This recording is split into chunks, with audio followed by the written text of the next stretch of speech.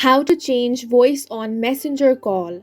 Hi guys, welcome to our channel. Let's begin. Changing your voice during a Messenger call isn't a built-in feature of the Messenger app. However, you can achieve this by using some other third-party voice changer applications. If you want to change your voice during Messenger call, then you want to open up any web browser, then head over to voice.ai.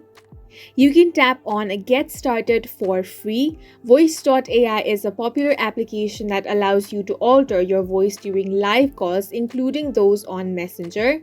Once it has been downloaded, you want to follow the installation prompts to set up the software on your device. Now, if you only want to send the recordings of the voice changed, you can open up Play Store or App Store and search for Voice Changer. You will find different applications in the search result. Simply select any one of them and tap on the Install button.